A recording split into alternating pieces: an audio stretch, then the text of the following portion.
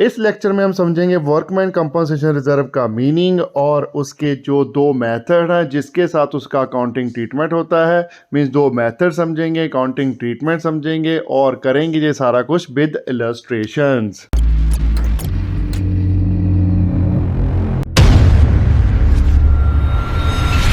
Hello दोस्तों, welcome back to tips.com। मैं हूं आपका अपना अकाउंटिंग दोस्त सरबजीत सिंह। आज हम करने वाले हैं admission of a partner chapter को आगे कंटिन्यू। तो आज जो करने वाले हैं वो है हमारा वर्कमैन कंपनसेशन रिजर्व। काफ़ी वीडियो इस चैप्टर की बन चुकी हैं। अगर आप पहली बार चैनल पे आए हो तो आप प्लेलिस्ट में जाके देख सकते हो। इस चैप्टर का काफ़ी सिलेबस हमने कवर कर दिया है। तो चलिए सबसे पहले हम समझते हैं वर्कमैन कंपनसेशन रिजर्व का मीनिंग। अब पिछले चैप्टर में भी हमने इसका मीनिंग किया था, लेकिन मैं आपको फिर से बता रहा हूँ। अगर आपने नहीं किया पिछला चैप्टर तो वो आप देख लीजिए। हमारी सारी वीडियो ऑलरेडी आ चुकी हैं जी 5th चैप्टर तक। तो देखिए उसको, मैं आई बटन में सभी वीडियो का लिंक दे दूंगा या फिर प्लेलिस्ट का लिंक दे दूंगा, आप वीडियो उनमें से देख लेना। अब वर्कमैन कंपनसेशन वर्ड से ही मीनिंग इसका क्लियर होता है कि वर्कमैन को कंपनसेशन देना है इफ़ नीडेड। कभी भी किसी भी जगह पर किसी एम्प्लॉय को किसी प्रकार का कंपनसेशन की ज़रूरत हो तो उसे पे करने के लिए जिस चीज़ को हम प्रॉफिट से निकाल के रखते हैं उसे हम बोलते हैं workman compensation reserve. Means firm के प्रॉफिट में से कुछ पोर्शन निकाल के रखना। अगर हमारे को कभी भी ज़रूरत पड़ती है किसी वर्कर को कंपनसेशन देने के लिए, उतना पोर्शन प्रॉफिट से पहले ही हम निकाल के रख लेते हैं। उस पोर्शन को हम बोलते हैं वर्कमैन कंपनसेशन रिजर्व। कोई बिजनेसेस ऐसे होते हैं जिसमें बहुत ज़्यादा रिस्क होता है एक्सीडेंट होने का। कुछ मैन्युफैक्चरिंग यूनिट होते हैं, प्रेस यूनिट होते हैं जिसमें एक्सीडेंट होने के चांसेस ज़्यादा होते हैं। उस बिजनेस में अगर कोई एक्सीडेंट होता है उसके अगेंस्ट उन्हें फर्म को उस एक्सीडेंट के अगेंस्ट जो भी वर्कर एक्सीडेंट में इंजर्ड हुआ है उसे कुछ ना कुछ क्लेम देना पड़ता है। जहाँ तो उसका मेडिकल ट्रीटमेंट कराना पड़ता है, जहाँ फिर 1 मंथ की सैलरी देनी पड़ जाती है ताकि वो घर पे अपना राशन पानी ला सके, लेकिन उसको बेड रेस्ट दिया हुआ है एक मंथ का। इस प्रकार के कंपनसेशन बनते हैं। वो सारा कंपनसेशन हम एक कंपनसेशन रिजर्व से निकाल के उसे दे सकते हैं, इसलिए हम क्रिएट करते हैं वर्कमैन कंपनसेशन रिजर्व। अब अगर तो कोई क्लेम होगा तो वो तो उसके साथ एडजस्ट हो जाएगा रिजर्व के साथ, ठीक है, तो रिजर्व जीरो हो गया। लेकिन क्लेम अगर नहीं है at the time of admission of new partner, हमारे पास कुछ बैलेंस है इसमें, तो इस पे भी हक किसका होता है?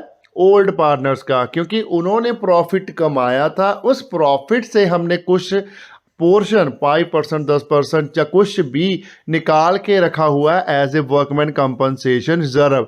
तो है तो प्रॉफिट का पार्ट ही ना जे, तो इस पे हक ओल्ड पार्टनर्स का ही होगा। तो जे सारे का सारा ओल्ड पार्टनर्स के बीच इन ओल्ड रेशियो डिस्ट्रीब्यूट करेंगे। तो इसको डिस्ट्रीब्यूट करने के लिए हमारे पास दो मेथड्स हैं। मीन्स दो मेथड सिंपल से हैं, उसके आगे सब मेथड्स भी हैं। चलो मैं आपको एक एक करके समझा देता हूँ, विद इलस्ट्रेशन समझेंगे। अब इसका अकाउंटिंग ट्रीटमेंट करने के लिए सबसे पहला मेथड है if no claim against workman compensation reserve exist. दूसरा मेथड है if claim for workman compensation exist. एक मेथड में क्या बोल रहा है, कोई भी क्लेम रिजर्व के अगेंस्ट नहीं है। दूसरा मेथड है कि अगर क्लेम है तो क्या अकाउंटिंग ट्रीटमेंट करोगे। ठीक है, दोनों में डिफरेंस है, बहुत ज़्यादा डिफरेंस है, कैलकुलेशन में फ़र्क आ जाएगा। तो समझते हैं पहला मेथड। पहला मेथड तो सिंपल हो गया। मीन्स अगर आपके पास कुछ रिजर्व आपने निकाल के रखा है, उसके अगेंस्ट कोई भी क्लेम की लायबिलिटी पेंडिंग नहीं है, कोई भी पुराना क्लेम पेंडिंग नहीं है आपके पास। जब एक न्यू पार्टनर बिजनेस में आ रहा है उस टाइम पे कोई भी क्लेम पेंडिंग नहीं है, लेकिन रिजर्व बैलेंस शीट में शो हो रहा है, तो उस केस में तो सिंपल सी एक जर्नल एंट्री डालोगे आप। जैसे आपने कम्युलेटिव प्रॉफिट को डिस्ट्रीब्यूट किया या फिर जर्नल रिजर्व को डिस्ट्रीब्यूट करा, वैसे ही सेम सारे का सारा अमाउंट आप डिस्ट्रीब्यूट कर दोगे among the old partners in old profit sharing ratio. तो जर्नल एंट्री हमारी बन जाएगी इसकी क्या, workman compensation reserve account debit to old partners capital account या फिर current account in case of जब कैपिटल फिक्स्ड हो। ओके, और जो डिस्ट्रीब्यूट होगा in old profit sharing ratio. और साथ में लिख दीजिए इसकी narration, being the amount of workman compensation reserve creditor to old partners capital account in their old profit sharing ratio. Second case हमारा क्या बन जाता है, if claim for workman compensation exist, means आपके पास कुछ अमाउंट रिजर्व का है, उसके अगेंस्ट एडजस्टमेंट में आपको कुछ अमाउंट ऑफ क्लेम भी दिया हुआ है। आपको एडजस्टमेंट में लिखकर दिया है कि आपको एक्सपेक्टेड क्लेम इतना आ सकता है इन फ्यूचर, मीन्स 50,000 का आ सकता है, 10,000 का आ सकता है, 20,000 का आ सकता है, और आपके पास जो कंपनसेशन रिजर्व है वो आपके पास 1 लाख है, 50,000 है या 10,000 है, कुछ भी अमाउंट, उसके अगेंस्ट आपको क्लेम दिया हो सकता है। अब इस केस में आगे 3 केस और बन जाते हैं।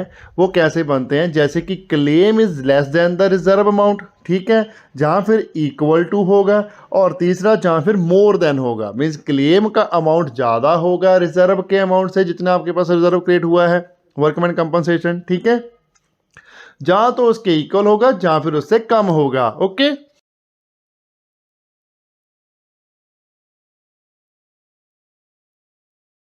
सबसे पहले हम ट्रीट करते हैं if claim is less than the amount of workman compensation reserve. Claim का अमाउंट कम है, रिजर्व का अमाउंट ज्यादा है। आप सिंपली जितना भी क्लेम का अमाउंट एग्जिस्ट कर रहा है उसको आप provision for workman compensation reserve में क्रिएट करके रख लोगे और बाकी का डिस्ट्रीब्यूट कर दोगे among the old partners. Okay, क्या जनरल एंट्री बन जाएगी हमारी ये, workman compensation reserve account debit, वो सारे का सारा खत्म कर दिया, लेकिन जो क्लेम है उसको हम क्रेडिट कर देंगे। कैसे, to provision for workman compensation claim account, reserve word नहीं जहां पर लिखना, okay, workman compensation claim account, जितना भी अमाउंट आया वो, और जो बैलेंस बच गया क्रेडिट में वो क्या आ जाएगा हमारे पास, वो हम कर देंगे to old partners capital account या फिर करंट अकाउंट।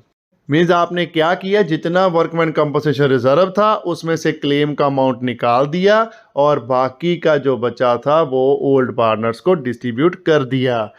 नरेशन आ जाएगी हमारी, being the provision for estimated claim made and balance transfer to old partners capital account in their old profit sharing ratio.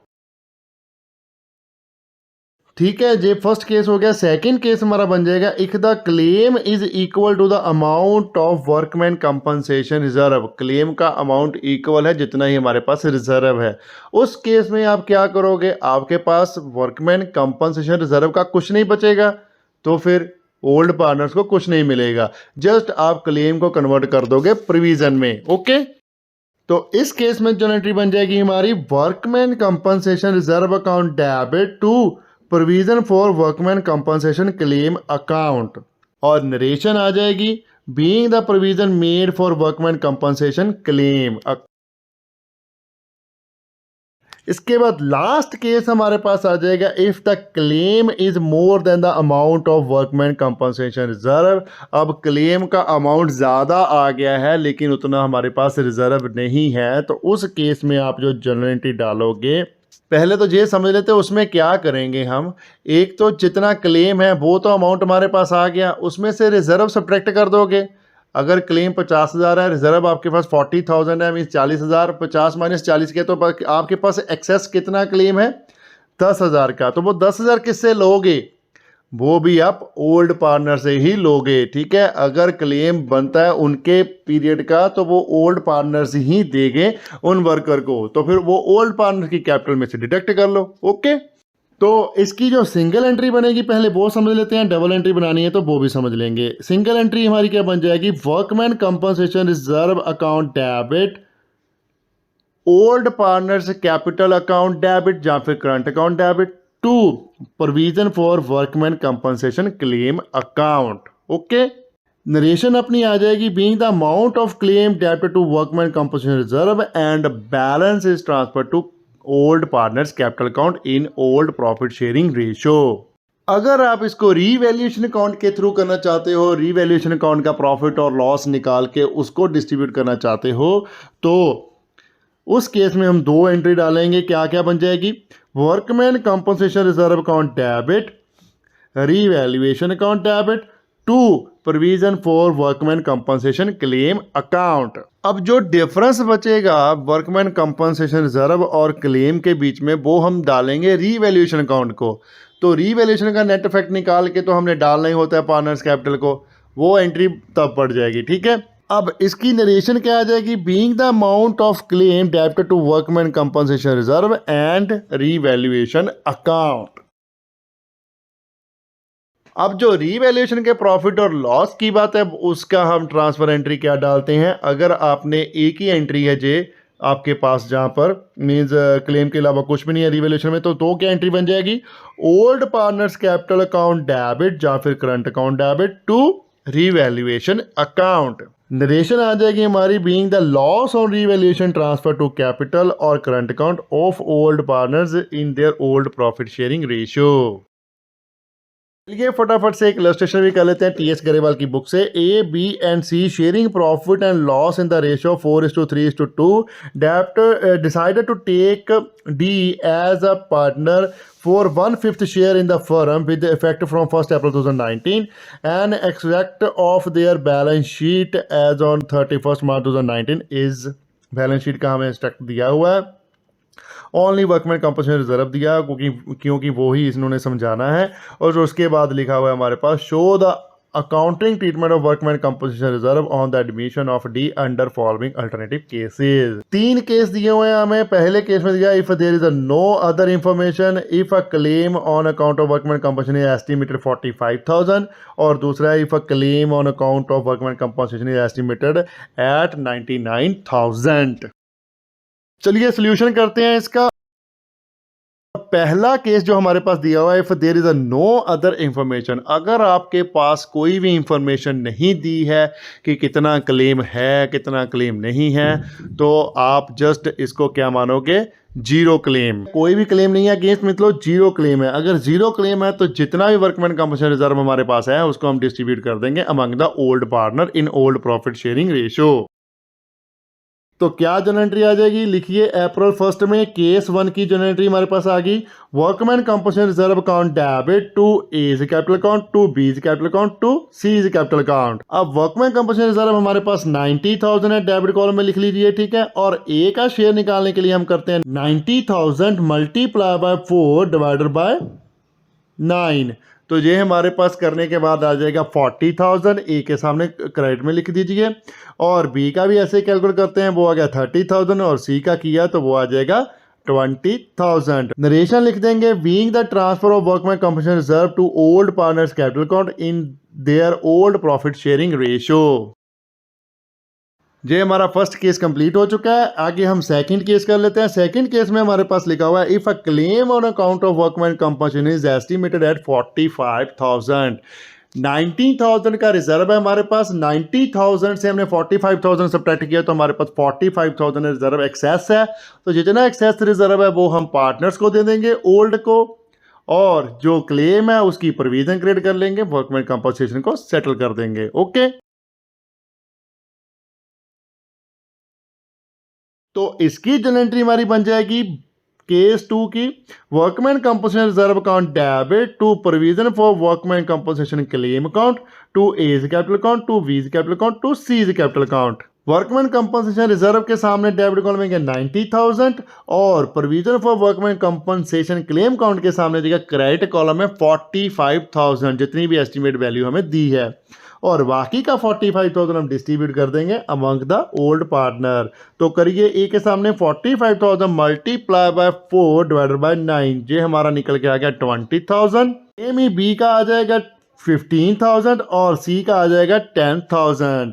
और नरेशन आ जाएगी being the transfer of surplus workman compensation reserve to old partners capital account in their old profit sharing ratio.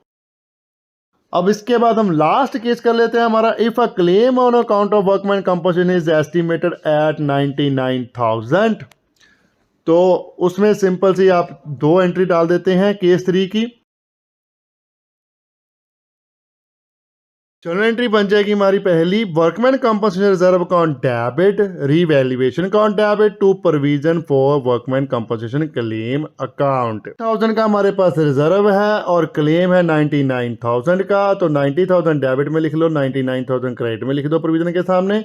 Difference जो है balancing figure वो आ जाएगी revaluation account के सामने, वो है हमारा 9,000। ओके, इसके बाद हम छोटी सी इसकी नरेशन लिख देंगे, being the provision creator and shortfall charge to revaluation account. अब जो रीवैल्यूएशन का प्रॉफिट और लॉस जो है हमारा निकला उसको हम डिस्ट्रीब्यूट कर देंगे। जो 9,000 है ये हमारा लॉस है, तो इसको हम डिस्ट्रीब्यूट कर देते हैं अमंग द ओल्ड पार्टनर। तो लिखिए इसकी entry, A is a capital account debit, B is a capital account debit, C is a capital account debit to revaluation account। 9,000 हमारा है, तो 9,000 मल्टीप्लाई बाय 4 डिवाइडेड बाय 9 किया तो ये हमारा निकल जाएगा 4,000। सेम ही B का आ जाएगा 3,000 और C का आ जाएगा 2,000। रिवैल्यूएशन अकाउंट के सामने आ जाएगा 9,000 क्रेडिट कॉलम में। और नरेशन हमारी आ जाएगी, being the transfer of loss on revaluation to old partners capital account in their old profit sharing ratio. हमारी इलस्ट्रेशन कंप्लीट हो चुकी है, जहां पर अगर इसमें एक केस और होता जिसमें workman compensation claim equal to होता तो उसमें आप सिंपल सी जनरल एंट्री डाल देते। सपोज 90,000 ही आपका वर्कमैन कंपनसेशन था, क्लेम था, और 90,000 का ही आपका रिजर्व है, तो जनरल एंट्री बन जाएगी। फोर्थ केस में आपको बना रहा हूं, उसकी जनरल एंट्री आपकी बन जाएगी workman compensation reserve account debit to provision for workman compensation claim account. 90,000 reserve के सामने डेबिट कॉलम में आ जाएगा और 90,000 ही क्लेम के सामने आ जाएगा क्रेडिट कॉलम में। ओके, और उसकी नरेशन लिख दोगे आप, being the provision made for workman compensation claim account. अगर कोई डाउट है तो एज यूजल मेरा जो लाइन है मैं आपको बोलूँगा कि प्लीज़ कमेंट कीजिए, हमारे यूट्यूब पर कमेंट कीजिए, इंस्टाग्राम पर हमें डीएम कीजिए, फेसबुक पर हमें मैसेंजर पर मैसेज कीजिए, या फिर हमें मेल कीजिए अपने क्वेश्चन, हम उसका रिप्लाई ज़रूर करेंगे। ठीक है, वीडियो को लाइक करना मत भूलिएगा, कमेंट कीजिए और शेयर करें अपने फ्रेंड्स एंड रिलेटिव के साथ जितना ज़्यादा हो सकता है। चैनल को सब्सक्राइब करना मत भूलिएगा, बेल आइकन को प्रेस करिए ताकि आपको लेटेस्ट वीडियो की नोटिफिकेशन मिल सके। Thanks for watching, bye bye, good morning, good afternoon, good evening, good night. जब भी आप वीडियो को देख रहे हो, सत श्री अकाल।